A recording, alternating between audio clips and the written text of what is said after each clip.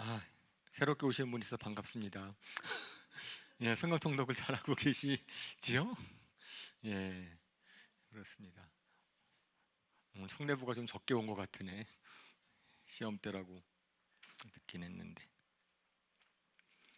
예, 저희가 16번째 시간입니다. 야, 이제 많이 왔어요. 그죠? 아니, 진도표를 보니까 뭐 28%, 29%쯤 1년 중에 왔다 그러던데, 지금까지 잘해 오셨으면 계속 응원합니다. 끝까지 잘하시면 좋을 것 같고, 저희가 지난 시간에 여호수아서를 했습니다. 그래서 이제 한 하루치를 못 끝내고 여호수아를 했죠. 그래서 하나님께서 가나안 땅을 이제 약속대로 주셨고, 거기에 어떻게 전쟁에서 승리하게 하셨고 어떻게 땅 분배를 했는지. 근데 우리가 여호수아서 오늘 이제 마무리하고요. 뭐 잘못됐네. 22장인데 22장부터죠. 22장부터 24장, 사도행전 1장에서 19장. 그리고 사도행전 부분은 뭐 지난 학기에 제가 13번인가 걸쳐서 했었어요. 그거 갖다가 이제 거의 그냥 하루에 다 끝내야 되기 때문에 사도행전을 그때 들으신 분들은 아마 복습하는 겸에 정리를 한번 하시면 좋을 것 같고, 그때 사도행전 강의를 듣지 않으신 분들은 이번에 통독을 하시면서 그래도 줄거리를 잡을 수 있게 설명을 드리려고 합니다. 예. 아직 9시가 안 돼서 서론만 지금 계속 예, 뭐 그래, 사도행전은 오늘 양이 많아가지고 그쪽은 좀 부지런히 나가야 될 것 같아요. 근데 여호수아서를 보면서 참 안타까웠던 것 중에 하나는 하나님께서 그렇게 이제 놀라운 역사로 가나안 땅을 쫙 주셨음에도 불구하고 마지막에 여호수아한테 하나님께서 하시는 말씀이 있다는 거죠. 저들이 등 따스고 배부르면은 나를 배반할 것이다. 이제. 그리고 그것을 갖다가 오늘 이제 여호수아가 또 그걸 들었기 때문에, 그걸 알았기 때문에, 그래서 고별 설교를 하는 것부터 이제 그냥 고별 설교하는 것에 여호수아가 마무리됩니다. 그 여호수아가 어쨌든 일곱 지파, 다섯 지파에게는 땅 분배를 했고요. 그래서 동쪽에 루벤, 갓 지파, 므낫세 지파 했고, 그 다음에 유다 지파랑 에브라임 지파. 그러니까 이것을 하나님께서 특별하게 이제 축복하신 두 지파에 대해서는 땅 분배한 다음에 나머지 지파에 대해서는 땅을 점령하기가 완성되지 않고 땅 분배만 해주고 너희가 가서 알아서 점령해서 해라. 이제 그랬다고 했습니다. 그러고 나서는 이제 각 지파가 알아서 전쟁을 하니까, 그래서 협력해서 합심해서 요단강 가나안 땅을 점령하는 전쟁은 다 끝났어요. 나머지 땅들은 다 각 지파가 알아서 해야 돼. 그러고 나니까 동쪽에 있는 세 지파, 그래서 이제 루벤 지파랑 갓 지파랑 므낫세 반 지파를 돌려보내는 거죠. 돌려보내는 과정 중에서 하나의 사건이 터지는 것부터 이제 우리가 여호수아 마무리에 그런 일이 있습니다. 그래서 이제 동쪽으로 요단강 건너가야 되니까 요단강 건너가기 전에 이쪽에다가 단을 쌓죠. 그릴롯이라는 곳에다 단을 쌓아가지고, 근데 단을 아주 크게 쌓으니까 이제 오해를 해서 다른 이스라엘 지파들이 전쟁하러 오죠. 그래서 아니 우리가 지금 이렇게 다른데 분명히 하나님께서는 하나님이 지정하신 곳에 단을 쌓고 제단을 쌓으라 그랬는데 너희 마음대로 단을 쌓고선 거기서 제물을 드리려고 하는 것은 하나님의 말씀을 어긋나는 것이다. 이렇게 막 따지니까 이것은 제사를 지내려고 한 것이 아니다. 이것은 뭐죠? 증거가 되기 위해서 우리가 요단강 동편에 있지만 그래도 같은 하나님을 모시는 것이다 하는 종속이다라는 증거가 되기 위해서 단을 쌓은 것이다. 그러면서 절대로 제사를 지낼 것이 아니다. 믿음을 증명하라고 세운 것이다. 이제 그렇게 하니까 이제 기뻐하면서 돌아갔다. 이제 그 다음에 여호수아가 이제 고별 설교를 하죠.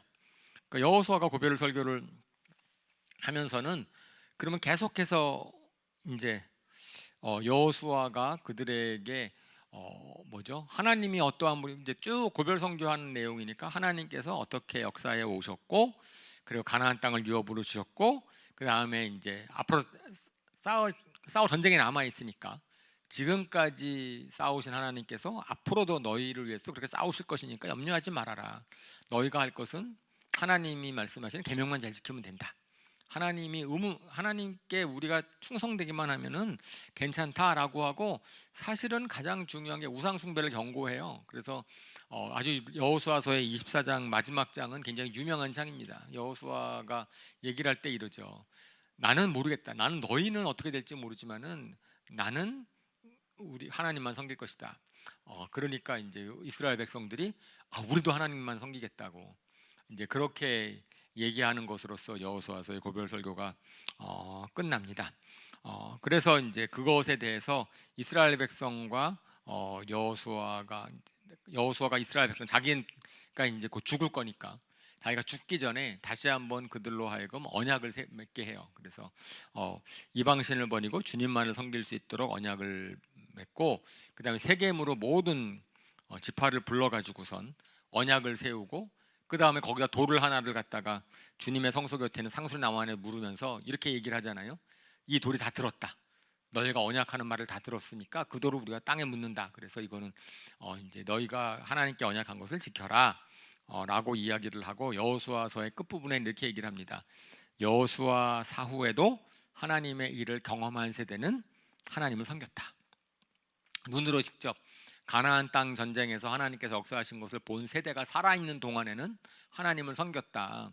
그랬는데 문제는 그 이후 세대 또 이제 그 이후에 태어난 세대들로부터는 아까 제가 얘기한 것처럼 등 따스고 배부르니까 이제 우상을 숭배하게 되는 거죠. 사실은 이게 문제인 것 같아요. 저희 부모 세대가 아무리 예수님을 잘 믿고 하나님을 경험을 해도 우리 자녀 세대를 신앙으로 교육하기가 참으로 어려운 것 같습니다. 이것이 그래서 이들만이 뭐 문제야. 뭐 이스라엘 백성은 이래서 근데 그것이 우리가 알죠. 이것이 우리의 모습이다. 우리 사람들의 교만함이고 정말 하나님을 경험한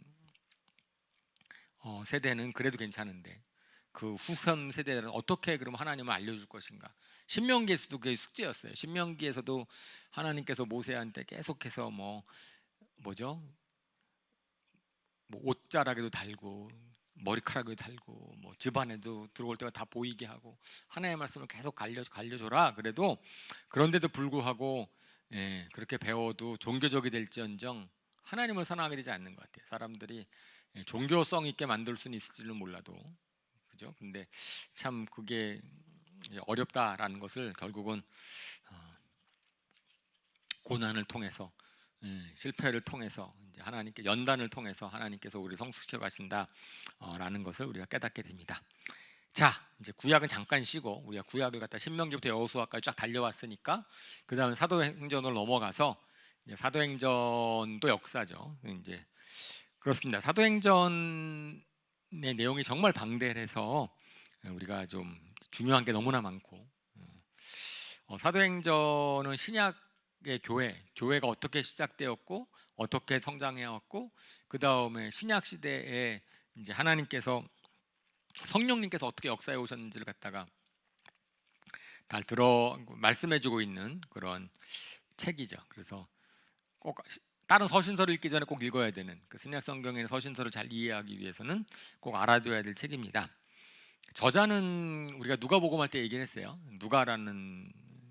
누가가 이제 어쩌면 사도행전의 전편이 이제 예수님의 기록을 쓴 누가복음이고 그다음에 사도행전이 또 2편이죠. 그 누가가 쓴 1편, 2편 데오빌로한테 쓴 거고 그때 뭐 얘기를 했습니다. 데오빌로라는 사람이 로마의 관리로서 하나님을 사랑하는 사인 것처럼 한 개인인 것처럼도 보이지만은 아니면은 그 사람이 하나님을 사랑하는 사라는 뜻이니까 데오빌로가 그래서 일반적으로 그냥 하나님을 실제 인물이 아닌 하나님을 사랑하는 자에게 를 대상으로 그냥 쓴 글일 수 있겠다라고도 합니다. 누가는 의사고 역사가고 외교가였다. 이건 누가복음 할 때 얘기를 했으니까 그건 참고를 하시면 되겠습니다. 그리고 사도행전의 맨 마지막 부분이 아직 끝나지 않은 그러니까 사도행전이 사실은 그래서 우리가 많이 얘기하죠. 사도행전 29장을 우리가 쓰고 있다. 사도행전은 끝나지 않았다라고 얘기하는 그런 것이고 그래서 사도 바울이 이제 로마로 가고 로마에 있는 기록을 썼으니까 로마에 가 있을 때의 기록이고 아직 뭐 처형당하거나 재판당하거나 뭐 이런 게 아니기 때문에 이제 60년대 초반에라고 이제 시기는 기록하고 있습니다. 그리고 이제 핵심 내용은 예수님이 약속하신 것이 이루어지는 거죠. 성령님이 내가 성령을 보낼 거고 성령이 임하시면 너희가 더 큰 일을 할 것이다. 그러니까 내가 오래 가는 것이 유익이다. 그러니까 하나님께로 예수님께서 부활하고 승천하신 다음에 성령님을 예수님께서 보내주시겠다 약속하신 게 정말 그대로 오셨고, 그래서 성령님에 의해서 이 제자들이 예수님이 계속 의탁하셨던 어쩌면 굉장히 큰 일을 행하는 그 기록이죠. 그래서 그렇게 볼 수 있고, 또 예수님이 승천하시기 전에 제자들한테 말씀하신 성령이 임하시면 너희가 권능을 받고 예루살렘과 유대와 사마리아 땅끝까지 이르러서 내 증인이 될 것이다 라고 하는 것이 어떻게 이루어졌는지, 그것 분명히 성령님께서 너희가 그렇게 해라는 명령형이 아니라 그랬어요. 그죠? 그것은 그렇게 될 것이다 라고 한 예언적인 말씀인데, 그 예언의 말씀이 어떻게 이루어졌는지, 그래서 초대교회에 어떻게 복음이 능력 있게 증거되었는지를 기록하고 있지요. 그죠? 그러면 저희가 이제 사도행전을 보면서는, 그러니까 저희가 교회를 하잖아요. 그러니까 사도행전에서는 초대교회를 통해서 어떻게 복음이 증거됐는가를 보면서 오늘날의 우리의 모습은 어떤가? 저는 초대교회를 항상 비교해 봐야 될 것 같아요. 우리 교회의 모습이 초대교회의 모습이랑 어떤 게 다르고, 어떻게 우리가 그 초대교회의 그런 영성을 우리가 받을 수 있을까? 어떻게 될 수 있을까? 복음은 그 당시에 어떻게 증거됐지? 오늘날에는 복음은 어떻게 증거되지? 이런 걸 갖다가 한번 생각해 봤으면 좋겠고요. 그리고 실질적으로 이거는 교회가 하는 일이거든요. 그러니까 사실 사도행전에 보면은 예루살렘 교회랑 그 다음에 안디옥 교회, 곳곳에서 교회가 세워지는, 그러니까 교회의 역사이기 때문에 그래서 교회가 어떻게 돼야 되는지, 교회는 어떻게 세워질 수 있는지, 교회는 어떤 곳인지, 성령님의 정말 능력을, 그래서 저희가 누가복음에서도 성령님에 대한 얘기가 참 많이 나오고, 그리고 이제 사도행전에서 그 성령의 역사가 계속 얘기되고 있기 때문에 우리가 사도행전을 보면서는 교회에 대한 우리의 이제 꿈이 자라나고, 교회가 어떤 곳이 돼야 되겠다라고 하는 것을 우리가 꼭 다시 이제 기억했으면 좋겠습니다. 그리고 이제 좀 아까 제가 말씀을 드리는 것처럼, 좀 전에 말씀을 드리는 것처럼 신약 성경에 있는 모든 서신서들, 그 서신서들이 왜 쓰여졌는지, 어떤 마음으로 쓰여졌을 것인지를 사도행전을 보면은 우리가 더 잘 알 수 있죠. 그래서 어떤 성경책이든지 간에 배경을 좀 알면 도움이 되는데, 제가 그래서 이제 사도행전을 하면서는 그 서신서들이 어떤 관계가 있는지에 대해서 잠깐 코멘트를 좀 하려고 합니다. 사도행전 9장을 보면은, 결국은 교회가 어떻게 시작되기 시작했고, 그 다음에 세계 선교의 기초가 어떻게 닦여졌고, 그 다음에 실질적으로 복음이 어떻게 쫙 로마 지역으로 퍼지게 됐는지에 대한 그러한 내용들이 써져 있어요. 그래서 사도행전의 사도행전의 구성을 보면 1장부터 7장까지 예루살렘 초대교회 탄생. 제가 저 구분을 따라서 큰 제목을 정했거든요. 예루살렘 초대교회의 탄생, 그다음에 세계 선교의 기초, 그다음에 바울의 선교 여행, 로마로 가는 길. 저렇게 되어 있다. 저 네 가지는 기억을 했으면 좋겠어요. 그래서 초대교회가 어떻게 시작되었는가에 대한 걸 먼저 보고, 그다음에 초대교회가 시작됐는데 유대인에 의한 예루살렘 교회인데, 그럼 세계 선교를 위해서 하나님께서 무슨 일을 하셨는지, 그 세계 선교 분명히 땅 끝까지 복음을 전하라고 했는데 제자들에게 있어서는 그러할 만한 마음의 준비가 되어 있지 않았어요. 사람이 확 바뀌지 않으니까. 그래서 하나님께서 하시는 일이 있습니다. 세계 선교를 위한 기초를 쌓고, 그 다음에 그 기초가 닦여진 한 다음에 하나님께서 사도 바울이라고 하는 사람을 쓰셔서, 모세를 쓰셔서 큰 일을 행하셨던 것처럼 사도 바울을 통해서 이제 교회 복음이 쫙 퍼지게 하는, 그 다음에 이제 마지막으로 로마까지 복음이 가게 되는 그러한 책입니다.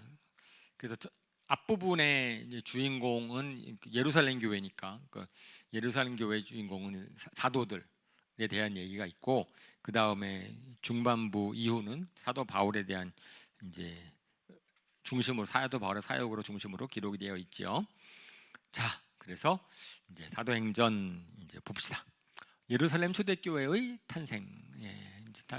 한번 쭉 흐름을 보면, 처음에 교회가 없었을 때인데 예수님께서 부활하시고 승천하신 장면이 1장에 기록이 되어 있습니다. 부활하고 승천하셨는데, 그거 잘 아시죠? 부활하신 다음에 며칠 동안 머무셨어요? 이 땅에. 승천하지 않으셨죠. 승천하시기 전에 이 땅에 제자들에게 나타나신 기간이 그것이 40일 동안 계속. 40일이라고 하는 것은 그 당시 제자들과 같이 예수님께 살아 계신 건 아니에요. 같이 지내신 건 아니에요. 그러니까 죽으시기 전까지 제자들과 같이 거했지만 예수님이 부활하신 다음에는 그 육신의 몸은 이 세상에 속한 몸이 아니기 때문에 그저 제자들과 같이 머물러 있지 않고 이 세상을 초월해서 몇 번 나타나시긴 하셨지만 잘 몰라요. 성경엔 그것을 기록되어 있지 않지만 제자들에게 나타나셔서 한 일만 사도행전에 잠깐 기록이 되어 있습니다. 그리고 40일 동안 있었다라는 것이 좀 의미가 있죠. 40일이라고 하는 것은 항상 준비 기간이에요. 크신 하나님께서 새로운 일을 하실 때 40일이라는 기간을 통해서 준비하게 하시고 그 다음에 새 일을 행하시는 뭐 광야 생활, 모세가 십계명에서 밖에서 머무른 시간, 예수님이 금식하신 시간, 뭐 그 40일이라는 시간 동안에 어쨌든 제자들을 준비시키셨어요. 그 제자들한테 하나님 예수님께서 다시 이제 나타나서 하나님의 나라 일을 말했다 그랬습니다. 하나님의 나라의 일을 하나님의 나라가 어떤 곳인지를 얘기를 했는데 제자들이 계속해서 물어봐요. 예수님한테. 사도행 1장에 보면은 그러면 우리가 독립할 때가 이때입니까? 예수님이 부활도 하셨겠다. 하나님의 나라 통치하신 나라를 얘기를 하니까 이때 우리가 그러면 로마로 독립합니까? 물어보죠. 근데 예수님께서 때와 시기는 아버지께 달렸다라고 얘기를 하십니다. 그래서 그때 때와 시기는 하나님께 달려 있다.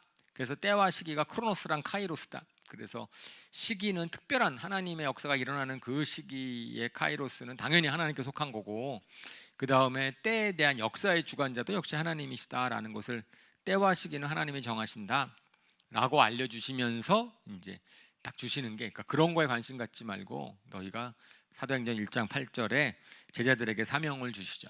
아까 말씀한 것처럼 그 성령이 임하시면은 성령님이 너희가 나의 증인이 되게 하실 것이다. 실질적으로 우리가 성령 충만 받기를 원하고 그리고 성령 충만해지면은 우리가 어떻게 바뀌는가? 하나님께서 우리 안에 역사하시면은 우리가 예수님을 증거하게 되는 예수님이 증인이 되는 역사가 예수님의 증인이 되는 도록 하나님께서 우리를 이끄신다 라는 것을 알 수 있습니다.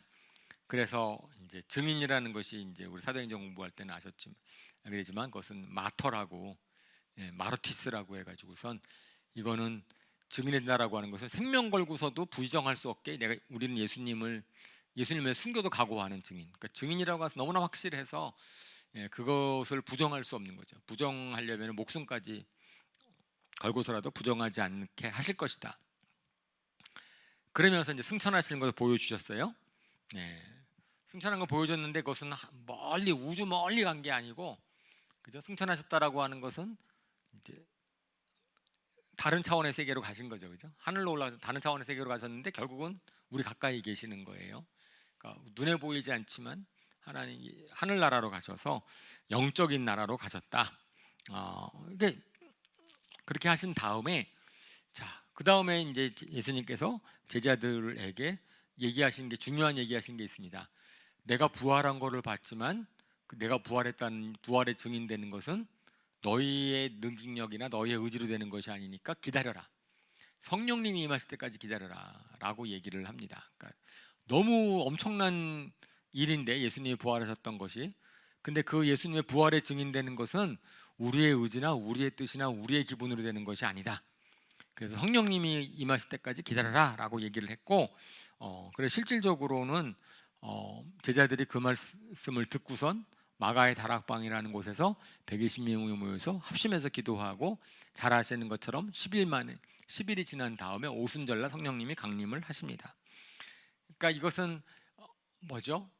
그러니까 하나님의 일, 하나님의 사역하는 것이 정말로 성령님이 하시는 것에 우리는 순종하는 것이다. 우리가 계획해서 우리가 뜻을 모아서 우리가 하는 게 아니고 성령님이 이끄시는 대로 성령님이 우리한테 소원을 주시고 하나님이 하게 하시는 거로 이루어지는 것이다 라는 것을 갖다가 우리가 또 생각하게 됩니다.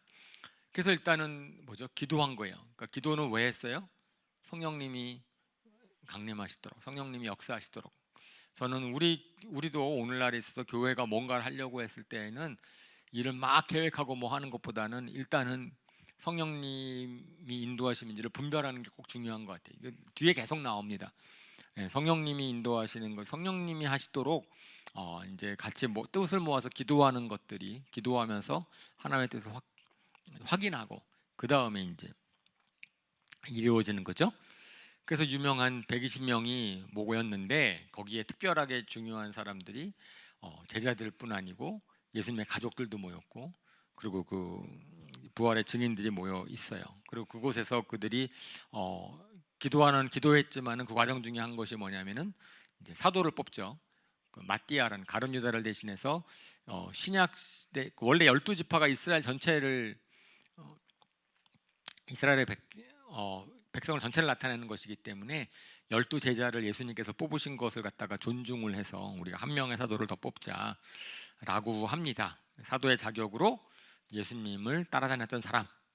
그래서 전승에 의하면은 우리가 12제자만 예수님을 따라다닌 게 아니고 예수님이 누가복음에 보면 70명도 파송하거든요. 그러니까 항상 그러니까 우리가 서클을 그릴 때 뭐 옛날에는 3명 예수님 주변에 신복 3명이 있고 12제자가 있고 그다음에 70명의 제자가 있고 그다음에 이제 120명 그다음에 500명 이렇게 부활의 증인이 나타난다 500명 이렇게 있었던 것처럼 근데 예수님을 따라다니던 사람 중에서 우리와 함께 처음부터 따라다니는 사람들을 뽑자라고 하고 그 다음에 하나님이 택하신 사람을 뽑자 그래서 제비 뽑죠. 그래서 구약 시대에 제비를 뽑는 역사가 이제 이게 마지막 신약 시대에는 더 이상 제비를 뽑지 않고 성령님한테 물어봐서 기도하면 되는데 이제 그때는 제비를 뽑아가지고선 마띠아를 뽑죠. 그래서 하나님이 이제 기도하고 제비를 뽑았기 때문에 하나님이 택하신 사람이다라고 인정을 받았고요.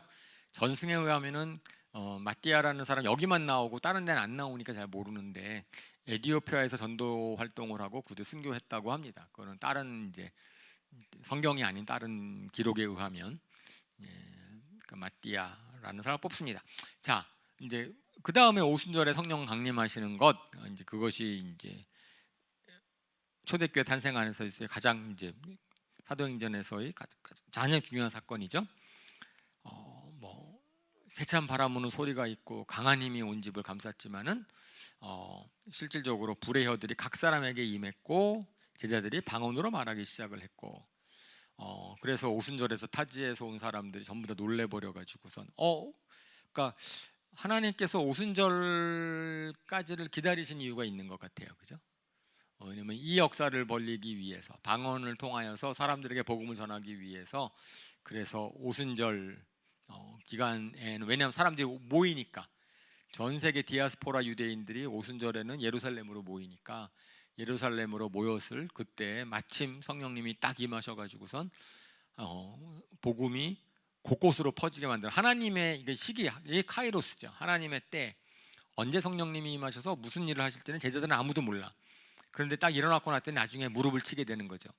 맞아 오순절날 임했기 때문에 그때 디아스포라 유대인들이 왔다가 거기서 이게 복음을 듣고 그래 흩어지잖아요. 그래서 실질적으로 초대교회가 퍼졌을 때 우리는 사도행전에서는 사도 바울에 의해서 교회가 다 세워진 거 같아 보이지만 실제로 안 그렇죠, 그죠?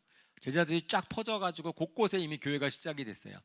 로마도 누가 복음을 전했는지 모르지만 로마도 교회가 믿는 사람이 있었고 뭐 곳곳에 있었는데 아마 이때 오순절에 초대교회 때 베드로의 설교를 듣고 나중에 디아스포라니까 고향으로 돌아가야 되니까 그때 이제 예루살렘에 머문 사람들은 초대교회를 시작을 했고 3천 명이 한꺼번에 이제 침례를 받고 예수를 믿지만 3천 명이 그 죽치고 다 앉아서 예루살렘 교회 성도가 됐다라고 보기 어렵고 그죠? 그러고 나서 거기서 다시 예수를 믿은 사람들이 돌아갔으니까 그러니까 그 하나님의 방식이었다. 오순절에 딱 성령을 임하심으로 말미암아서 그것은 구약에서의 오순절 날의 의미도 있지만 오순절이라는 그 명절의 의미도 있지만 실질적으로도 그런 역사가 있고 그 다음에 저희가 이것을 이제 하나님께서는 아담이 범한 그런 죄를 예수님이 역전시키셨고 그러는 것처럼 이것도 오순절 성령 강림 사건도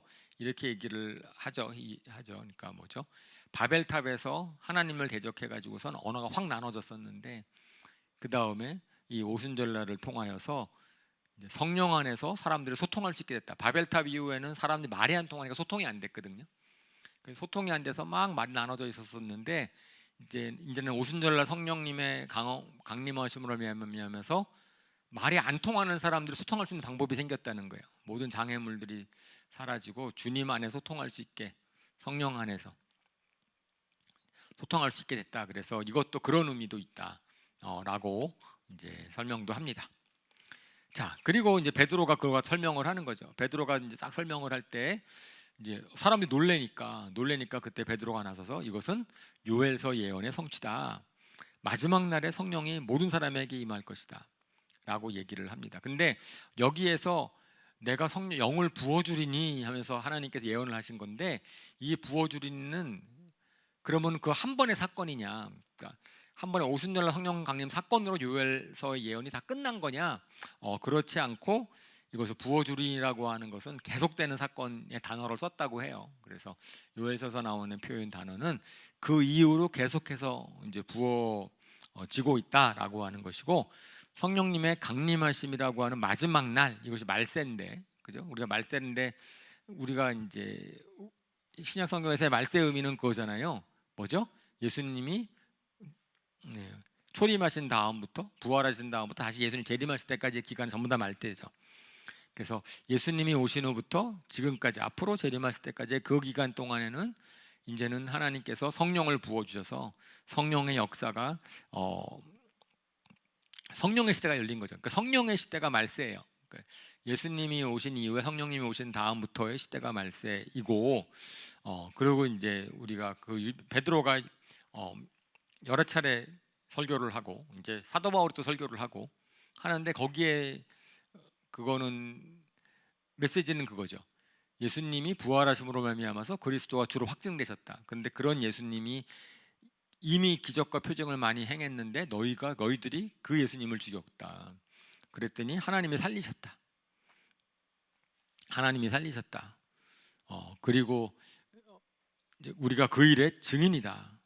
이런 얘기들을 합니다. 그러니까 사람들이 그 얘기를 딱 듣고 나서 특별히 거기에서 이제 다윗이 시편 16편에 썼던 그 다윗의 시에 담겨져 있는 썩지 않게 하신다 하나님께서, 이제 뭐 그런 거를 할 때 예언의 성취가 이루어진 것이다. 요엘의 예언의 성취가 이루어지고 다윗의 예언의 성취가 이루어지고 우리가 그 일의 증인이다.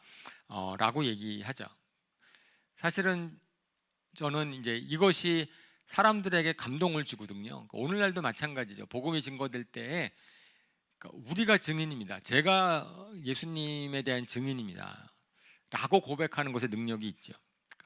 간증 있는 메시지. 그러니까 내가 예수님의 증인, 내가 부활의 증인이고 예수님이 나한테 하신 일이 있고, 우리가 그런 것을 냈을 때 사람들이 거기에 이제 동일시 우리가 같은 부류의 사람이니까 이제 거기에 감동을 받죠. 그래서 이제 믿음으로 초청을 합니다. 그리고 회개하고 침례받고 죄 용서함을 받으십시오. 회개하고 침례하고. 그러니까 핵심은 예수님이 부활하셔서 그리스도와 주가 되셨습니다. 그 부활, 그리고 그렇기 때문에 죄 용서받고 침례받고 회개하십시오. 이런 초청을 합니다. 그런데 거기에 이제 사람들이 3천 명이 한꺼번에 영접을 하고, 그리고 이제 예수님을 믿는 역사가 이제 초대교회의 역사이지요. 이거 보면은 예수님을 믿게 되는 것은 사실은 그렇게 복음이 확실하고 이제 우리가 들면은 그렇게 어렵지 않을 수 있어요. 어떤 사람들에게서는, 어떤 사람들은 굉장히 어렵게 돼 있지만은 예수님 영접하는 것, 그것은 뭐 그렇게 그 시간의 문제는 아니다라는 것을 알 수 있고, 3천 명 한꺼번에 왔으니까 막 우리나라에 복음이 증거될 때도 뭐 보면은 70년대, 60년대, 70년대 막 부흥 집회하고 막 수백 명씩 오고, 오늘날에는 그런 일은 안 벌어질 것 같은데 더 이상 이제 그런 거를 보면 이것도 그것도 성령이 하시는 것 같아요. 그죠? 성령 그다 마음들이 갈급한 사람들에게 그 당시에 초대교회에 그 사람들이 3천 명이 한꺼번에 예수를 믿었습니다. 자, 이제 우리가 그 몇 명이 믿었든지 간에 저희는 제가 이걸 계속 강조했던, 우리가 설교도 몇 번 했는데 계속 말씀을 드리는 것은, 그러면서 교회가 세워진 거예요. 교회는 제자들이 우리가 디자인한 게 아니에요.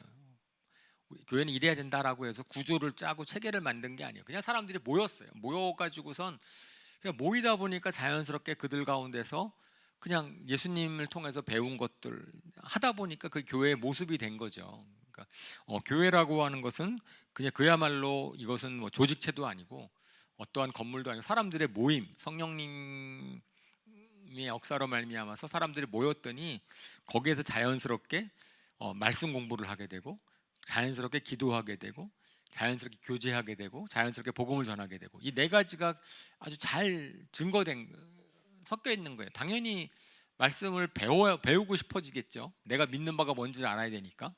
그래서 말씀을 막 배우려고 해요. 근데 저희도 그래서 수요일 날 성경 공부 하잖아요. 말씀을 막 배우려고 하잖아요.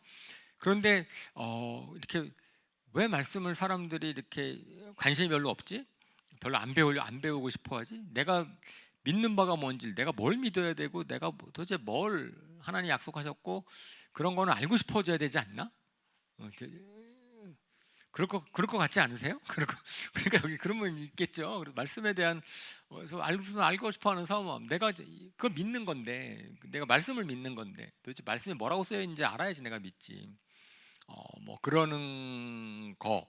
제가 그래서 지난주에도 잠깐 설교 때도 말씀을 드렸지만은, 너무 말씀이 흔해서 말씀을 모르는, 언제든지 배울 수 있기 때문에 안 배우는, 내가 언젠가는 배울 수 있을까, 이번밖에 기회가 없어, 그럴 때 무조건 배울 거야.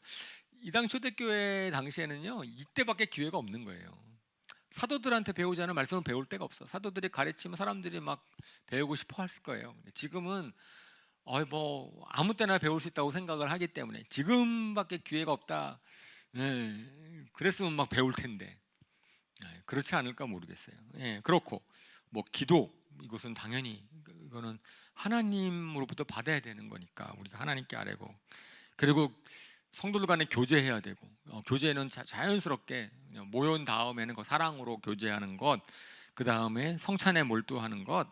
그러니까 이 균형 잡힌 신앙생활을 할 수밖에 없다. 초대교회, 교회는 그런 곳이다. 그러니까 교회에 들어오면은, 교회 소속되면은, 이제 우리 교회가 초대교회 같다면 이 네 가지가 동시에 풍성해야 되겠죠. 그리고 제가 이제 새롭게 하나님 깨닫게 해주신 것에 대해서 나눴어요. 시간과 재물을 나누는 공동생활하는 것에 대한 현대적인 의미. 그래서 제가 이제 이것을 갖다가 여러 차례 강조하지 않았습니까? 이 교회 건물, 우리 지하 1, 2, 3층, 이것이 다 우리 성도님들의 것이에요. 그렇죠? 성도님들의 것이고, 그렇기 때문에 뭐 이곳에 대해서 우리가 서로 장소를 공유를 하고, 삶을 공유를 하고, 거기에서 이제 교제를 하고, 그러면 너무 좋을 것 같아요. 최근 들어 점점 교회의 활용 빈도가 높아지고, 특별히 델라의 카페가 지금 1층에서 세대 간의 연합이 서로 막 같이 어울리는 것이 너무나 좋은 역할을 하고 있고, 그런 것이 참 좋죠. 우리 이제 지하 강당은 이렇게 예배도 드리지만은 주중에는 대학부들이 좀 쓰게 할 거고, 이제 건물의 활용도를 그냥 높이려고 해요. 그래서 서로가, 우리 모든 성도님들이 우리 같이 공유하고 있고 같이 나누는 공간이 되었으면 좋겠어요. 어쨌든 그들이 그렇게 우리가 초대교회 모습을 보면서, 우리 교회는 지금 뭐가 좀 부족할까 한번 생각해 봤으면 좋겠어요. 우리가 아직 예루살렘 교회 보고 또 안디옥 교회를 보고 할 텐데, 그럴 때에 저희가 이렇게, 저는 살짝 우리가 뭐죠? 복음을 증거하는, 증인이 되는 면에서는 좀 부족하지 않은가, 초대교회에 비해서. 다른 것, 뭐 말씀 공부도 열심히 하려고 하고, 뭐 기도하고, 뭐 교제하고 막 이러는 건 좋은데, 어떻게 영향력, 다른 사람들에게 참 매력적인 곳이 돼서, 저기 한번 가봤으면 좋겠다, 저기 오면은 다 이제 예수님 만나고, 아니면 최소한 회복이 되고, 이런 일들이 벌어지는, 나도 나가서 복음을 전하는 일이 그랬으면 좋겠다. 근데 가장 부러운 것은 어쨌든 거기에 구원받는 사람을 하나님께 더해 주셨다. 우리가 열심히 전도하려고 해서 잘 안 되더라고요. 전도하고 막 오는 것 되는 게 아니고 하나님이 보내주시는 것 같아요. 그래서 최근 우리 교회에 보면은요, 이렇게 오시는 분들이 있어요. 너무 귀해요. 저는 어떻게 오셨어요? 누구 소개받았다 그러고 뭐 인터넷 보고 왔다 그러고 그냥 왔다 그러고 그런 분들이 있으면은 너무 귀하지 않아요? 예. 하나님이 보내주신 분이라는 생각이 드니까 그러면 저희가 그분들한테 잘 대접하면 좋겠죠. 그래서 그분들이 교회에 잘 정착할 수 있도록 하면 좋겠습니다. 그리고 나서 이제 한 번 설교를 쫙 해서 3천 명이 모였는데 한 번 더 큰 일이 벌어지죠. 날 때부터 안진뱅이 있던 사람들을 고쳐주는데 사실 그 사건도 보면은 노상 앉아 있었는데 아름다운 문이라고 하는 이방인의 뜰과 여인의 뜰. 우리 성전 주변에는 보면 남자들만 들어갈 수 있고 뜰에는 근데 그 성전 근처에 여인들까지 들어갈 수 있고 또 그 뒤에 또 이방인의 뜰이 들 수 있고 이렇게 구역이 나눠져 있었다고 하고 이방인의 뜰과 여인의 뜰로 들어가는 그 문 거기가 이제 아름다운 문이라는 곳인데 그 언저리에 이제 날 때부터 안진병이 된 사람들이 앉아 있었다는 거잖아요. 구걸하려고. 그러니까 노상 성전을 들어가려면은 매번 마주쳤던 사람인데 성령을 딱 받으니까 베드로와 요한이 다르게 본 거예요. 성령이 임하시면 사람의 보는 시각이 바뀌는 거죠. 그리고 그들에게 대해서 긍휼한 마음, 도와주고 싶은 마음이 생기니까 성령님이 주시는 마음이니까 그들을 도와주죠. 앉아서 일으켜 세우니까 역사가 일어나잖아요. 그러니까 이제 근데 우리가 유명한 고백을 하는 것이 내가 너한테 금과 은은 줄 수 없어도 금과 은 나 없어도 내게 있는 건 내게 주니 그러면서 이제 낫사렛 예수 이름으로 명하노니 일어나 걸어라. 그죠? 그래서 우리 삼목 목사님께서 설교를 하신 제목 믿음은 전능자의 다이너마이트를 점화시킨다. 전능자의 다이너마이트를 점화시키는 믿음의 능력이 성령님에 의해서 이제 딱 발휘되니까 그래서 가질 수 있는 예수님의 이름 저는 그래서 제가 경험한 예수님의 이름 내가 알고 있는 예수님의 이름을 전하는 거잖아요. 우리가 모르는 예수님의 이름을 전할 수가 없어요. 제가 학생들이랑도 복음을 전할 때는 제가 정말 확신 있게 얘기할 수 있는 것은 뭐냐면은 내가 여러분만 할 때 성경을 통해서 내 생각이 바뀌었다. 그러니까 나한테 그런 일이 벌어졌기 때문에 나는 여러분한테도 그런 일이 벌어질 수 있을 것이라고 믿는다. 뭐 안 해도 괜찮다. 뭐 어제 나한테 적용된 일이니까. 하지만은 이제 그렇게 얘기를 할 수 있고요. 그렇게 얘기를 하고 실적으로 그런 것에 대해서는 뭐 어떻게 느낄지 모르지만은 저는 그런 것이 우리에서 내가 알고 있는 예수님의 이름을 증거하는 거거든요. 그러니까 제가 설교 때도 그래서 제 얘기를 좀 많이 하는 편이죠. 그것은 제가 알고 있는 거를 밖에 그게 없으니까 그거를 통해서 제가 알았으니까 그만큼을 전하려고 하는 겁니다. 사람들이 이제 몰려들었을 때 그래서 또 막 놀려서 몰려드니까 이렇게 얘기를 하는 겁니다. 이것은 또 두 번째 설교를 하는 거죠. 첫 번째 설교랑 비슷하게 얘기를 하는데 이번에는 조금 더 강하게 회개를 강조를 해요. 처음에는 예수님이 그 주와 그리스도가 되게 하셨습니다라고 얘기를 했다가 이번에 5천 명, 3천 명이 쫙 예수님 믿고 간 걸 경험했잖아요. 베드로가 좀 더 담대해졌어. 그래가지고선 사람들의 마음이 열려 있는 것을 보고서는 또 회개를 하고 예수님 영접하라. 그러니까 이번에 5천 명이 영접을 하는 거예요. 뭐 오순절날 있었을 때 아직도 오순절 고 기간이었을 것 같은데 사람들이 5천 명이나 모여 있었는데 딱 예수님을 영접을 하니까 갑자기 예루살렘 교회가 커진 거죠. 그러고 나니까 그 다음부터는 박해가 시작이 되는 거예요. 그래서 예루살렘 교회가 박해가 시작이 되는데 첫 번째 박해는 당연하게 예수님의 부활을 증거하고 백성들을 가르치는 것에 분응계했죠. 종교 지도자들이 너 무슨 권세로 가르치냐라고 얘기를 하는 거죠. 그런데 그들 앞에서 베드로가 당당하게 얘기를 합니다. 나는 보고 들은 걸 준하지할 수밖에 없다. 내가 당신들 말을 듣는 게 좋으냐? 하나님 말 듣는 게 좋으냐? 이렇게 딱 얘기를 하고요.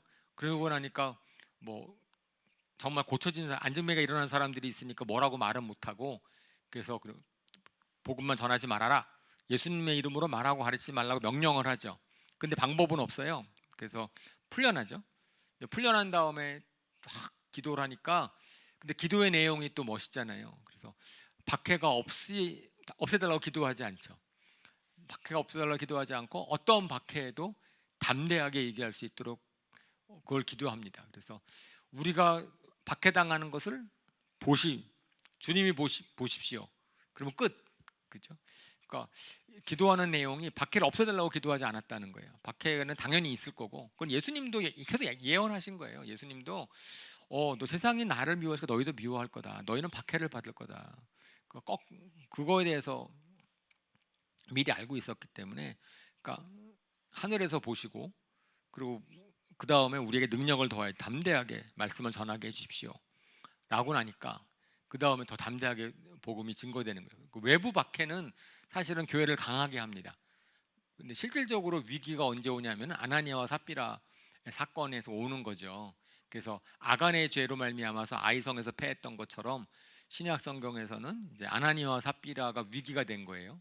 그러면서 뭐 이 사람네들을 세상적인 관점에서 봤을 때는 뭐 특별히 그렇게 죽을 만한 죄인가 이렇게 생각할 수도 있어요, 그죠? 그래도 대단한 거지 뭐. 자기의 재산을 좀 팔아가지고선 교회 갖다 바쳤는데 안 갖다 바친 사람보다 나은 거 아니야? 이제 이렇게 얘기를 하는 건데, 근데 베드로 사도는 그걸 굉장히 심각하게 봤어요, 그죠?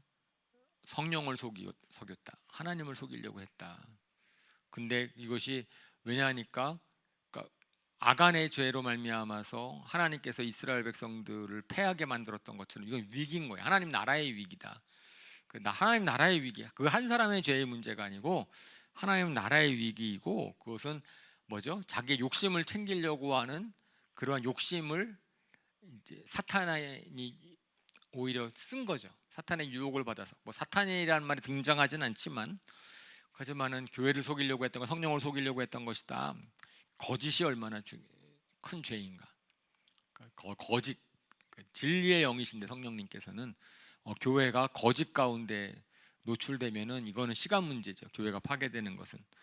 그러니까 하나님의 벌로 속임의 들통이 나니까 그 자리에서 죽습니다. 그러니까 외부 박해보다 실적으로 내부의 위기가 한 번 있었고, 그 다음에 이제 그럼에도 불구하고 담대하게 복음을 전하자고 했으니까 또 복음을 전했을 거 아니에요. 그랬더니 이제 공의회로 재판을 겁니다. 재판을 걸어가지고선 사도들을 옥에 가두죠. 옥에 가뒀는데, 그때 이제 사실은 베드로가 옥에 가뒀는데 몇 번 풀려나는데, 첫 번째 옥에 가두었을 때 또 천사가 사도들을 감옥에서 풀어내요. 사도를 풀어내고, 그리고 나서 막 복음을 전하고 나니까 공의회에 다시 한번 부르죠. 그랬을 때 또 한 번 얘기를 합니다. 내가 하나님 말을 듣겠다. 근데 그때는 가말리엘이라는 사람이 나타나가지고선 저들을 내버려 두자. 일단 저들 죽이려고 했는데, 공의회에서는 예수님처럼 베드로를 죽이려고 했었는데 죽이자 그랬었는데, 가말리엘이라는 사람이 나타나서 저것이 하나님으로부터 말미암았으면은 우리가 죄를 짓는 것이고 사람으로 말미암았으면은 그냥 없어질 것이다. 자연스럽게 좀 더 두고 보자. 그때 대신에 매질을 당하고선 풀려나는 사건이 있습니다.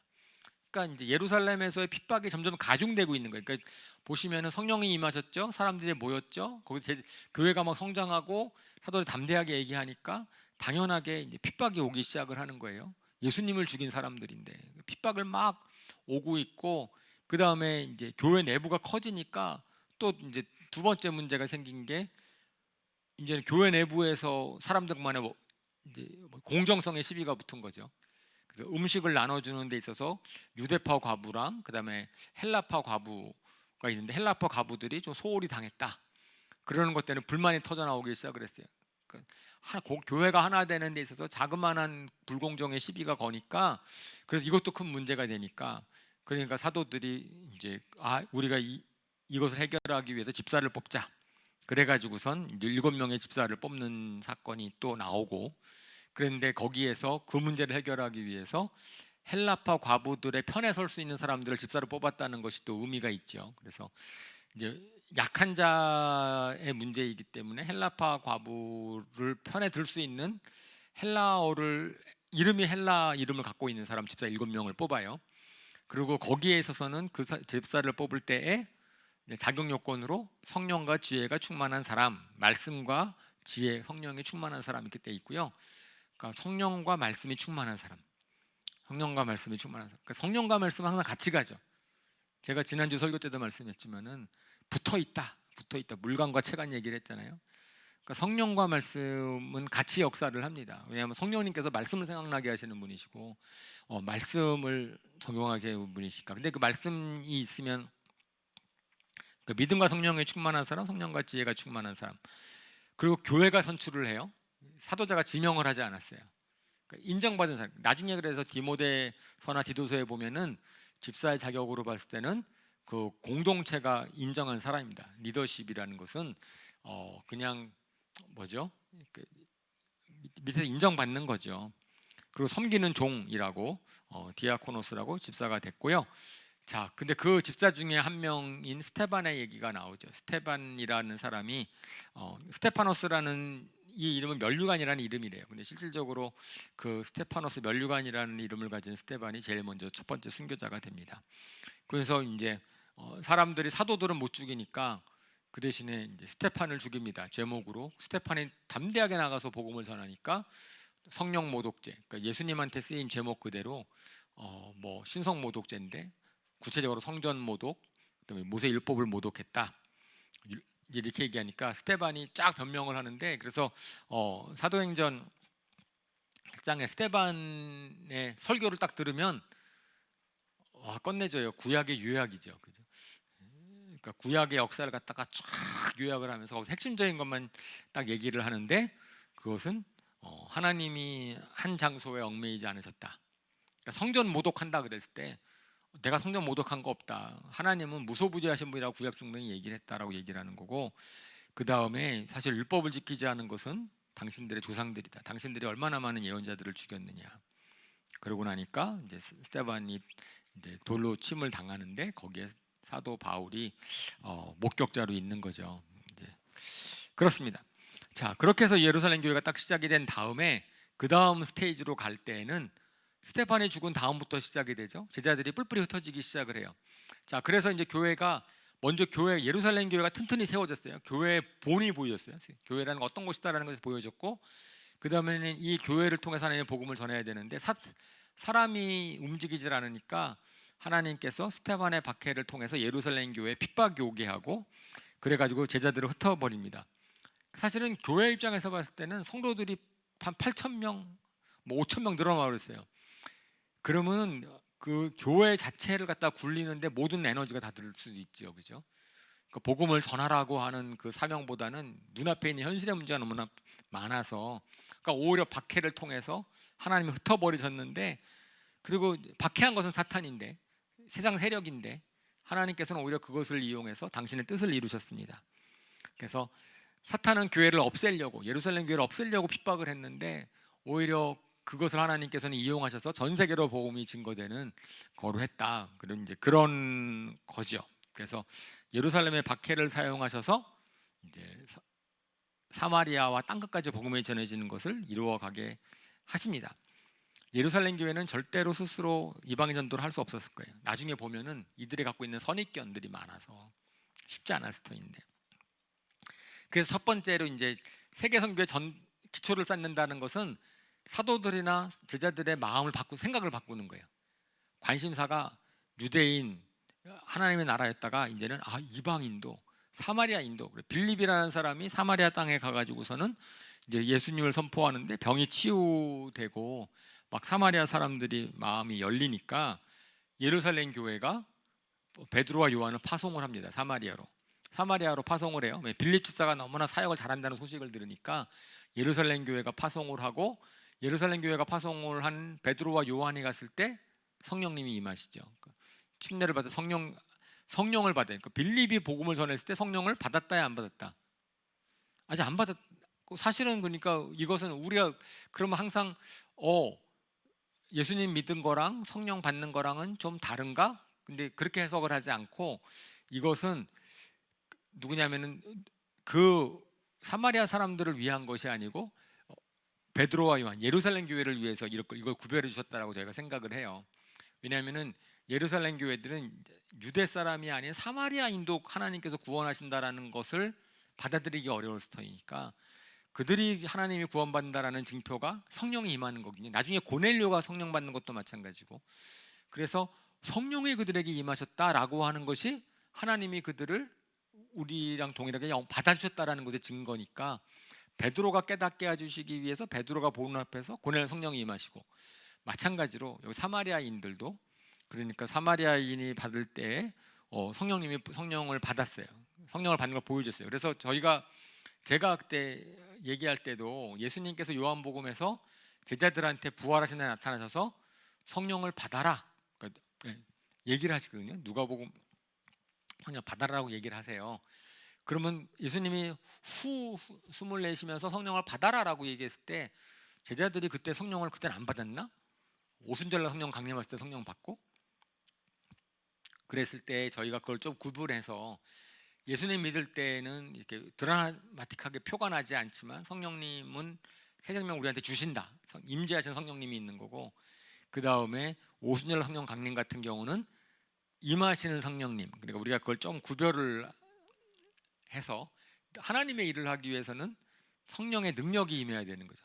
성령의 강림하심, 성령님 임하시는 것은 방언을 하든지 은사가 나타나든지 이것은 하나님의 사역을 하기 위한 성령님의 임하심은 가시적으로도 나타나는 거지만, 사실은 구원받았을 때 우리 속에 들어오시는 성령은 그거는 nobody knows, 그거는 하나님과 우리만 아는 거니까. 그래서 저는 이제 이것도 혹시 사도행전을 보시면서 그 당시에 성령님이 막 이렇게 임하시는 게 막 눈에 보이는데 오늘날에는 이거 갖다가 이제 잘못이 아니라 이렇게 성령님이 가시적으로 임해야지 구원받은 거다라고 해가지고선 이제 초창기에 오순절파라든지 그런 쪽에서는 성령의 임재를 너무나 강조했었거든요. 근데 우리는 그렇게 생각하지 않죠. 네, 요즘은 다 그렇게 생각하지 않아요. 그래서 그러니까 베드로와 요한이 생각이 바뀌었어. 사마리아인들에게도 막 복음을 전하기 시작을 하는 거예요. 그러니까 하나님께서 에디오피아 사람을 구하기 위해서 빌립을 보내시죠. 근데 가사로 내려가는 길이라 그랬는데 가사로 가는 길은 사마리아에서보다 예루살렘에서 훨씬 가까워. 가사로 가는 길은요, 남쪽으로 가는 거니까. 예루살렘이 사마리아보다 훨씬 남쪽에 있거든요. 근데 사마리아에서 아주 열심히 사역하고 있는 빌립을 하나님이 보내신단 말이에요. 한 사람 구원하시기 위해서.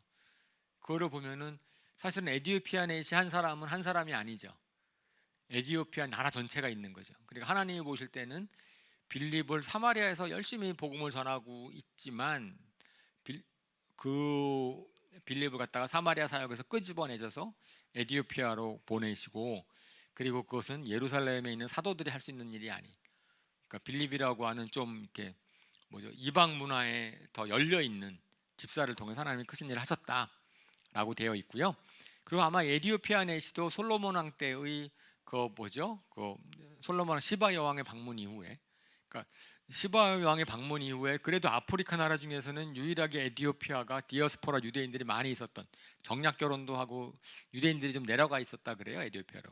아마 그 후회가 아니었을까 생각을 하는 거죠, 역사적으로. 그래서 에디오피아 내시도 디아스포라 유대인이었을 것이다, 이렇게 또 생각을 합니다. 그런 상태로 이제 복음이 퍼지기 시작을 했고, 또 하나님이 쓰실 사람 사도 사울을 회심을 시킵니다. 그래서 사울이 교회를 핍박하는데 앞장섰던 사람인데 다마스커스로 가는 중간에 하나님께서 사울을 만나서 이렇게 너를 내 이방인의 사도로 세운다. 하나님의 열정이 있었는데 잘 몰라서 그리스도인들을 핍박했던 그런 예수님, 그러니까 사울을 하나님께서 만나셔서, 그러니까 오히려 보면은 기독교에 대해서 반대하고 박해했던 사람들이 무관심한 사람보다는 좀 더 돌아올 확률이 좀 있어요, 그죠? 그들이 잘못한 걸 깨닫기만 하면. 그냥 아예 무관심한 사람은 참 영적인 갈망. 사도 바울 같은 경우는 하나님에 대한 갈망이 있으니까, 잘 믿고 싶어하는 마음이 있으니까. 근데 오히려 그런 것이 이제 하나님이 쓰셔서 바꿔주셨죠. 이 사울에 대해서는 다음에도 얘기할 게 많으니까 넘어가고요. 자, 그 다음에 이제 베드로의 전도 여행. 자, 이제 베드로의 전도 여행 지도가 하나 있을 겁니다. 그러니까 베드로라는 사람은 예루살렘 교회 중심인데, 예루살렘 교회 중심으로 해가지고선 베드로가 루다, 요빠, 가이사랴, 사마리아, 그러니까 사실은 사마리아에 갔다가 내려오면서 사마리아 사람들 복음을 한번 전하거든요.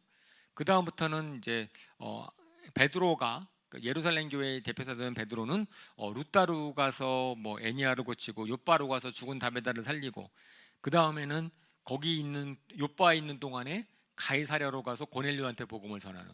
그러니까 다시 말해서 이것은 이제 가이사랴에 고넬료라는 사람이, 그리고 이제 고넬료라는 사람이 이방인 로마인 백부장인데, 로마 백부장인 사람인데도 하나님께서 고넬료를 구원하시기 위해서 베드로를 청하라 그러잖아요. 요바에 있는 베드로를 청해서 오라 그래라. 이것도 하나님이 세계 선교에 대한 기초라는 거죠. 그러니까 예루살렘 교회가 이방인에 대해서 마음이 열릴 수 있도록 예루살렘 교회의 아주 대표 사도인 베드로 사도를 하나님께서 마음을 바꿔가고 계신다. 환상으로 막 음식물 보여주면서 먹으라 그러고, 그러면서 내가 거룩하게 한 것을 너가 거룩하지 말라. 사실은 부정하고 부정하지 않는 것은 율법이 아니라 내가 정하는 것이다. 깨달아서 이제 고넬료가 베드로를 초청해서 고넬료 가정이 예수님을 믿는 사건을 일으킵니다. 그 다음에 또 하나의 중요한 그러니까 세계 선교가 일어나기 전까지 하나님께서 참 많은 일을 하시는 거예요. 그러니까 빌립 통해서 하시고, 사람은 사도 바울도 하나님이 택하셔놓고, 그 다음에 베드로의 마음도 좀 바꿔주시고, 그 다음에 안디옥 교회를 세우시죠. 대표적인 안디옥 교회는 또 이거는 무명의 그리스도인한테 세워졌는데, 안디옥이라는 곳에서 어떻게 예수를 믿는 사람들이 많이 있다는 소식을 들은 거예요. 그러니까 예루살렘 교회가 안디옥으로 바나바를 파송을 합니다. 그러니까 거기 안디옥이라는 곳에 그리스 사람들이 예수를 믿는데, 거기서 이제 예루살렘 교회가 바나바를 파송을 해가지고선 보니까 거기도 예수를 믿는 사람들이 있거든요.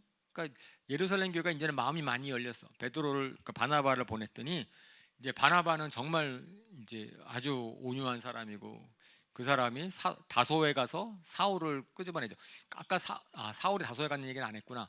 사울이 확 회심한 다음에 막 복음을 전하고 나니까 이제 유대인들이 놀란 거죠. 유대인들이 그러니까 크리스천들은 사울을 믿지 못하고, 우리를 핍박했던 사람인데 확 회심했다는 걸 믿지 못하고, 그런데 그때 뿐만 아니라 유대인들은 이제 화가 났죠. 유대인들은 저를 죽여야 되겠다 그러고 나니까 사도 바울이 도망가죠. 도망가는 게 피신하죠. 다소 자기 고향으로 가서. 그래서 굉장히 오래 있습니다.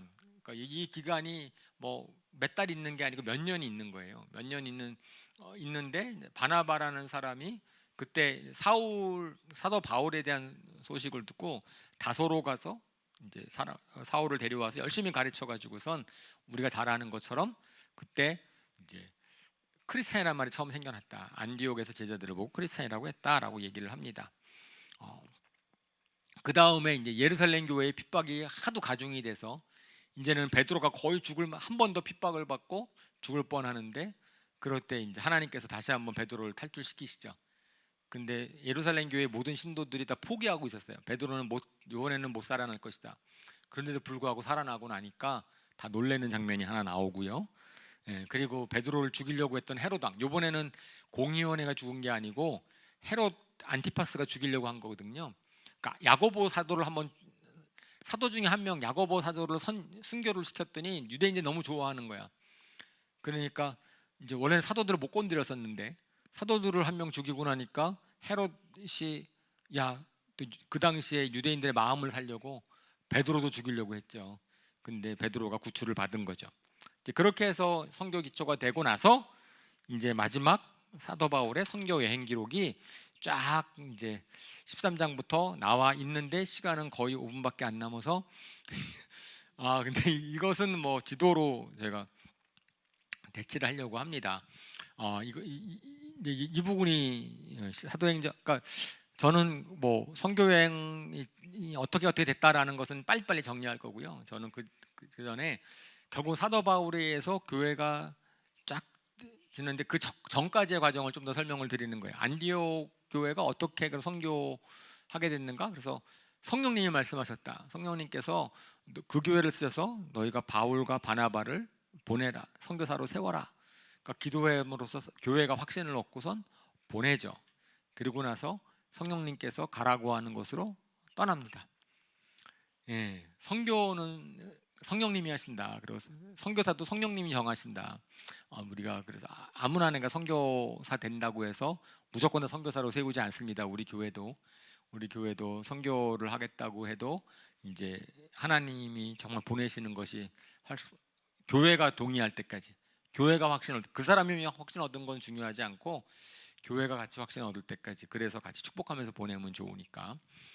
그죠? 바울이 이제 3차 선교 여행을 하는데 오늘까지 읽은 본문에서는 1차, 2차 끝났고 3차 중간에서 멈췄어요. 3차 중간에서 멈춰서, 그러니까 1차 선교 여행을 보시면 터키 남부 지방을 가는 겁니다. 터키 남부 지방, 저기가 갈라디아 지방이, 밤빌리아 지방이랑 갈라디아 지방이라 그래요. 그래서 우리가 갈라디아서 그러는 것은 저 1차 선교 여행 때 세운 교회들을 위해서 쓴 이제 편지고, 1차 선교 여행이 끝난 다음에 2차 선교 여행 가기 전에 그 사이에 쓴 거거든요. 갈라디아 서는, 갈라디아라는 지역이 있는 게 아니라 저 지역입니다. 그래서 거기에서 이제 선교지를 보시면 선교팀은 바나바와 바울이 같이 갔다가 저기 버가라는 곳에서, 그러니까 터키, 그러니까 처음에 키프로스 저 구브로 섬에서 복음을 전하고 터키로 딱 들어갔을 때 버가라는 지역에서 마가가 오죠. 근데 저 마가라는 사람이 누구냐면은 예루살렘에서 보낸 사람이, 예루살렘 교회에서 동참을 시켰어요. 그러니까 바나바와 바울이 가는데 마가라는 사람이 예루살렘에서 합류를 시켜, 선교팀에. 안디옥에 있던 사람이 아니고, 그리고 마가라는 사람은 마가의 다락방 있잖아요. 예루살렘 교회에서는 마가라는 사람이 꽤 중요한 믿음에 있어서 인정받는 사람이에요. 그 집에서 성령 기도했고, 계속 마가라는 사람은 그렇게 모임의 집결소거든요. 이제 그런데 마가라는 사람이 버가에까지 갔다가 돌아갑니다. 무슨 일이 있었는지 모르지만은 아마 어려워서 포기했던 것 같아요. 그러니까 나중에 사도 바울이 저런 사람이랑 같이 못한다. 그러니까 이제 선교에 대한 마인드가 좀 없었겠죠. 그냥 그랬던 것 같아요. 그래서 이제 저기에서 비시디아 안디옥의 회당에서 복음을 전하고, 뭐 이고니온에서 복음을 전하고, 그렇게 되다가, 근데 저 비시디아 안디옥이랑 이고니온에 있는 유대인들이 너무나 이제 뭐죠? 화가 나가지고 유대인 회당에서 복음을 전하는데 화가 나니까 저 루스드라에 가서는 돌로 치죠. 루스드라에서는 뭐 한번 루스를 못 걷는 사람을 일으켜서 한번 이적을 베풀고 나니까 무슨 뭐 야 제우스 신이 왔다 뭐 그래가지고 막 이렇게 그런 일도 벌어졌지만, 사실은 비시디아 안디옥이랑 이고니온에서 사람들이 몰려와서 루스트라에서 바울을 돌로 쳐서 죽입니다.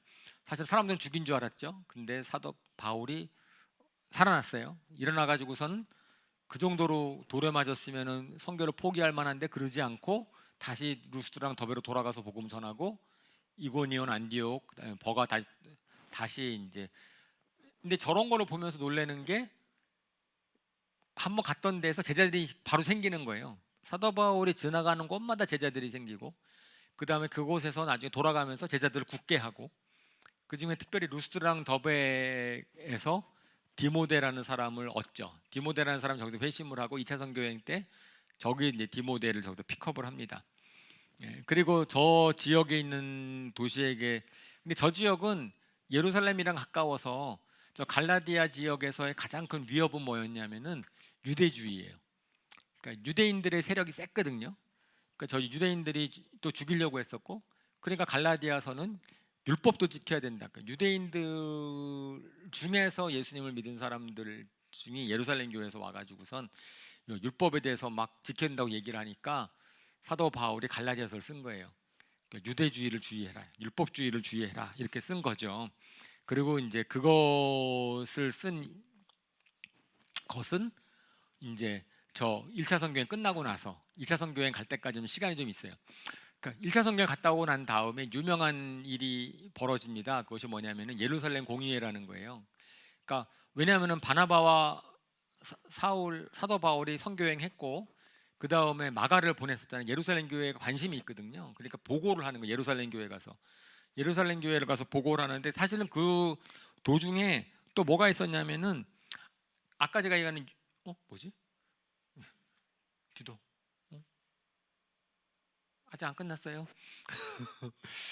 뭐냐면은 유대주의가 안디옥 교회까지 침투를 해가지고선 바나바와 바울이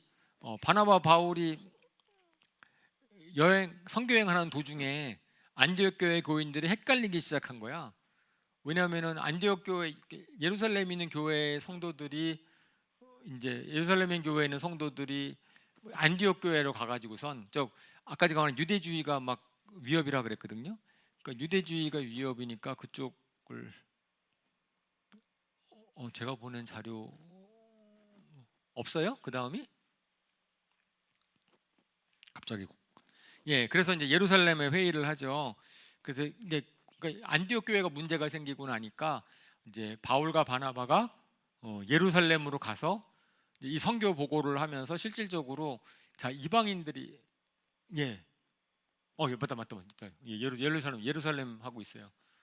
그 전에 바로 직전 그 전 페이지 예루살렘 회의 유명한 회의죠. 그래서 예루살렘 회의를 통해서 이제 하나님께서 이방인도 복음을 전하게 하는데 그때 중요한 걸 하죠.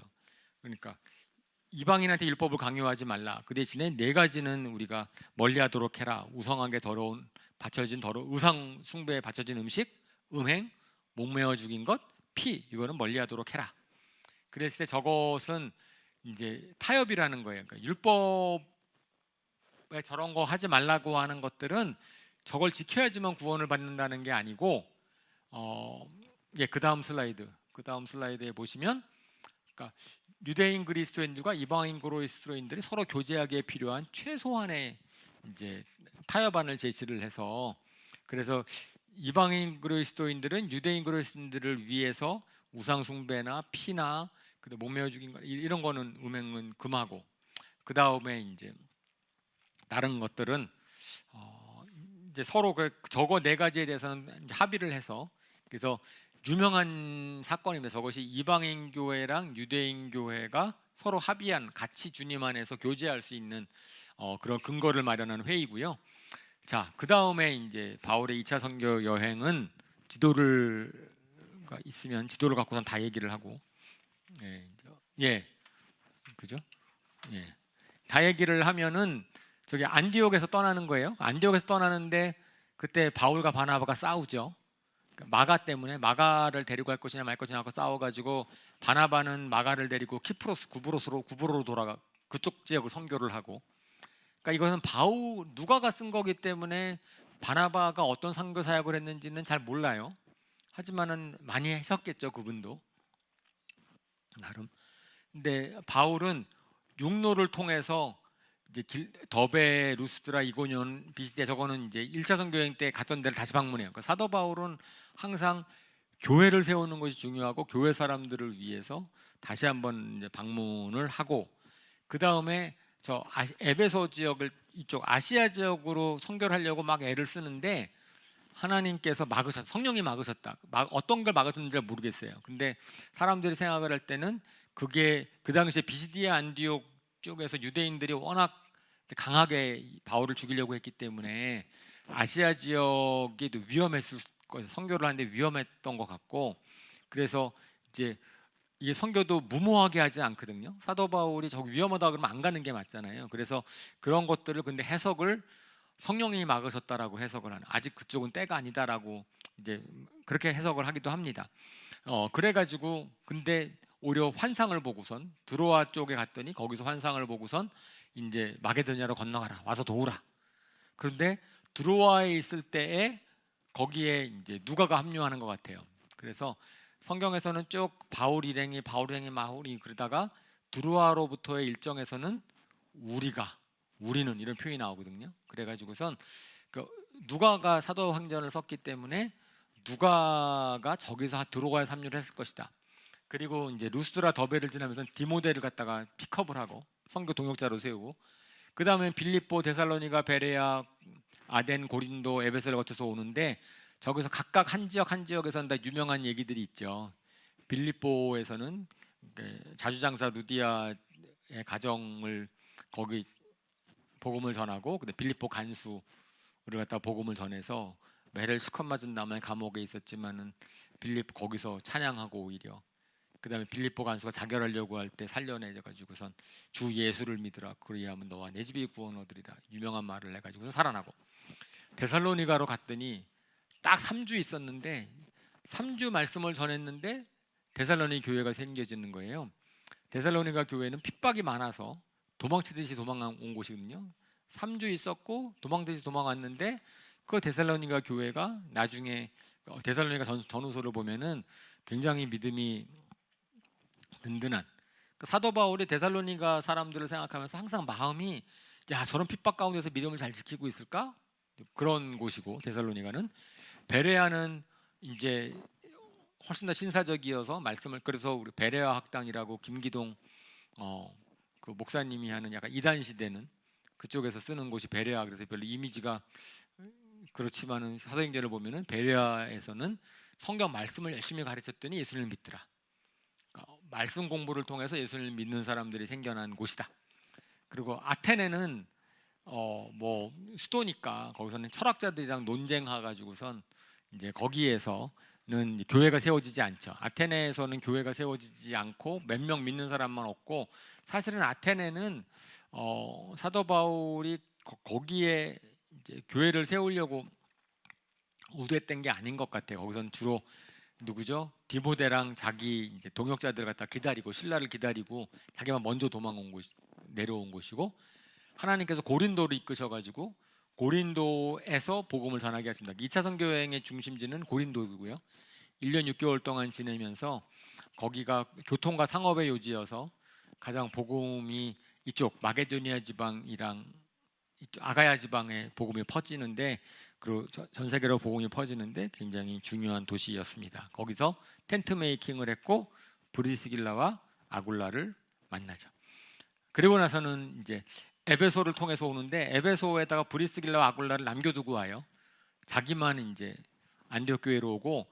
근데 에베소에는 2차 선교 여행 때는 잠깐 들립니다. 근데 그것이 빨리 이제 명절 전에 예루살렘으로 빨리 올 필요가 있었나 봐요. 그러니까 그건 성경에 잘 나와 있지 않은데 사도 바울이 굉장히 서두릅니다. 그러니까 고린도에서부터 에베소를 거쳐서 예루살렘으로 빨리 왔다가 다시 안디옥 교회로 가는 그 과정은 굉장히 서두르는 것처럼 나오는데, 아마 예루살렘 교회랑 뭐 약속을 한 게 있든지 뭐 꼭 가야 될 이유가 있었던 것 같아요. 에베소에는. 그래서 에베소 사람들이 사도 바울을 붙잡으려고 했는데 나는 가야 되니까 브리스길라 아굴라 보고 너희는 좀 있어라. 그런데 너희는 좀 있어라는 그 동안에 아볼로라는 사람이 온 거죠. 그래서 사도 바울이 없는 동안에 이제 브리스길라와 아굴라를 통해서 아볼로라는 아주 구약에 능통한 학자가 예수님 믿고 나서 고린도에 왔다, 에베소에 왔다가 거기서 이제 복음을 다시 배우고, 브리스길라 아굴라를 통해서, 그러고 나서 고린도로 돌아가죠, 아볼로가. 그래서 이제 사도 바울이 에베소로 갔을 때는 아볼로는 없어요, 그 당시에. 그러니까 2차 선교 여행하는 마지막에 아볼로라는 사람이 잠깐 왔다 가는 그 기록이 성경에 나와 있습니다. 그리고 이제 3차 선교 여행에서의 에베소에서 이제 소위 말하는 두란노 학당을 세우고 2년 동안 복음을 쫙 증거하면서 아시아 전 지역으로 복음이 전환되는. 그러니까 하나님께서 막으셨지만 하나님께서는 그렇게 베드로가 직접 가서 복음을 전하도록 한 것이 아니고, 나중에 에베소로 학당을 세우고 아시아 지역에 있는 사람들이 에베소로 와서 복음을 전하고 다시 가서 뭐 거기에 이제 골로새 교회라든지 다른 교회들이 라오디게아 교회라든지 히에빌리아 교회. 그래서 사실은 우리가 요한계시록에 나오는 7교회 있잖아요. 다 아시아 지역의 교회들인데 거기에 보면 에베소 교회를 제외하고는 사도 바울이 가서 복음을 전했다라는 그런 곳이 없거든요. 그런데 아마 이때 3차 전도 여행 때 두란노 소원에서 가르치면서 거기에서 배운 사람들이 곳곳에 가서 아시아 7교회를 세웠을 것이다 라고 생각을 하는 거죠. 그래서 그것이 하나님이 아시아 지역의 선교를 교회를 세운 것이고, 이제 그런 것들로서 저희가 3차 그러니까 2차 끝나고는 3차까지는, 그러니까 1차 끝나고서 2차 갈 때가 좀 오래 좀 쉬어요. 약간 뜸을 들이는데 2차 끝나고 나서는 에베소로는 바로 갑니다. 그리고 성경에 보면은 아주 별로 안 기다리고 안디옥에서 안 기다리고 바로 가는 것도 3차 전교행 바로 시작하는 거로 나와서 나머지 부분은 저희가 다음 시간에 얘기를 할게요. 뭐 이 선교 여행, 그래도 15분 만에 2차 선교 여행을 다 훑었는데, 이게 자세한 것은 사도행전 성경 통독하는 게 유튜브로 있을 테니까 그 자세한 건 그때 보시기를 바라고, 저는 그래서 오늘은 선교 여행의 하나하나 하는 건 너무 자세해서 도저히 못할 것 같아서 우리 그 전에 하나님께서 어떻게 교회에 복음을 증거하게 하셨는지 준비 과정들에 좀 더 초점을 맞췄습니다. 하나님이 하시는 거고 저는 초점이 그래서 사도행전을 보면서는 제일 궁금한 거예요. 어떻게 그렇게 교회가 쉽게 생기나? 네? 어떻게 이렇게 쉽게 생기는데 그 교회들이 그렇게 핍박을 다 이기면서 강건하게 잘 자라나는가? 네, 오늘날에 있어서의 우리 교회는 어때야 되는가? 그래서 우리 교회에도 제가 정말 바라고 강조하는 게 있거든요. 그러니까 뭐냐면은 우리는 이제 앞으로 지교회를 계획하죠. 우리 교회에 다니던 사람들이 어느 지역에 갔는데 그곳에 교회가 없다. 그러면 우리 교회 출신들은 그곳에 가서 교회를 세우는 사람들이 되자. 예. 그리고 그렇게 어렵지 않은 거죠. 셀 시작하면 되니까. 저는 근데 그런 영성이 우리한테 있었으면 좋겠어요. 우리 한 사람한테 내가 가는 곳 어디든지 간에 거기 예배하는 사람이 없으면 내가 거기 가서 교회를 세우겠다. 나로 말하면 예배가 시작되게 하겠다. 그것이 직장이든지 아니면 지역이든지 멀리 간 곳이든지. 그러면 이제 외국에 가면은 그곳에 선교가 되는 거고. 저는 그러한 영성들이 그러한 확신과 그러한 사명감과 그런 부르심인들이 우리 성도님들 한 분 한 분들에게 다 있게 되기를 정말 바라고요. 제가 기도하는 거고 이것이 우리 사도행전 보면서 더 생각하게 되는 겁니다. 우리 이 시간에 잠깐 기도하겠습니다. 사도행전은 정말 많은 기록이 담겨져 있고 정말 이거 얘기하려면은 정말 한이 없이 얘기할 수 있는 건데 통독을 하면서 아마 각자 얘기해 주시는 말씀이 있을 것입니다. 근데 제가 말씀을 드리는 것처럼 저는 사도행전을 통해서 그것 하나 저희가 꼭 기억했으면 좋겠어요. 그죠? 하나님은 교회를 통해서 역사하십니다. 하나님은 어느 곳에 교회를 세우십니다. 혼자 믿을 수 있는 게 아니고 그런데 하지만 거기에는 정말 예수님의 이름을 증거하는 부활의 증인되는 사람들이 그곳에 가서 전했을 때 무명의 크리스찬들에서 교회들이 세워졌다는 것을 기억하고 저희가 그랬으면 좋겠습니다. 그런 마음을 부어주십시오.